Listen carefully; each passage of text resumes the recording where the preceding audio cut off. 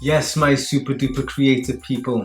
My name is Curtis Watt. I'm a performance poet, writer, and musician. And I'm here today to take you through the top 5 tips of building a story. We're doing this for the Knowsley Futures Project, and this project is about how people on Knowsley have helped themselves and those around them cope with the COVID situation. What's been funny, what's been maybe a little bit sad at times, what's been frustrating for you, maybe not seeing friends, not going to school and things like that. Could be stories about when the restrictions were eased and then you were allowed to see people and what you did with that time. You make that up, you tell us what that's about. Let's start on these top 5 tips, okay? Number 1, decide what you wish to tell and what you should add and what you should leave out. So if I'm walking into a room in my story and I say, well, I noticed that the light bulb was on when I looked up and there was light coming out of it, is that relevant information? Just put the main blocks, write them down on a piece of paper, on your computer, wherever.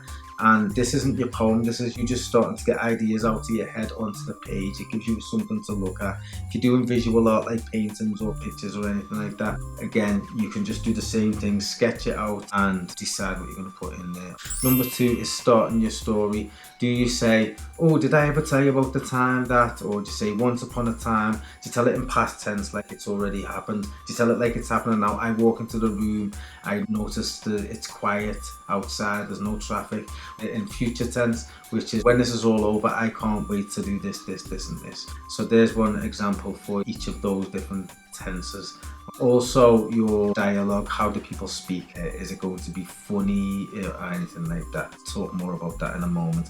Okay, number 3 is creating a word bank or sketch. If it's visual art, you just get a piece of paper and you sketch some ideas out on it before you do your next actual final copy. So we're doing this in drafts, yeah.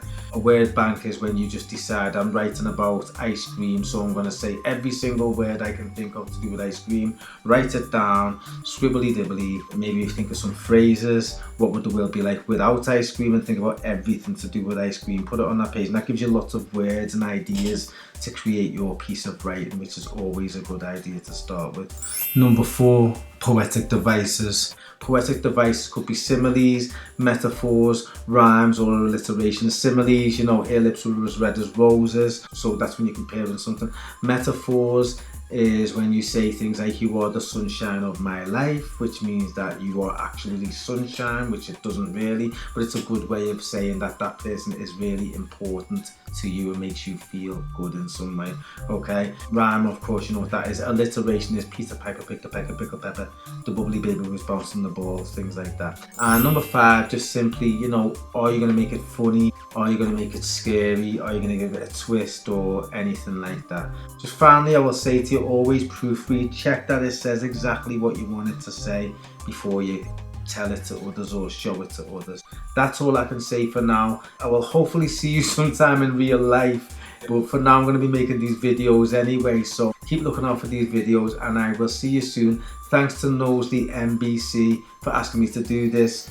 Knowsley Futures, big up yourself.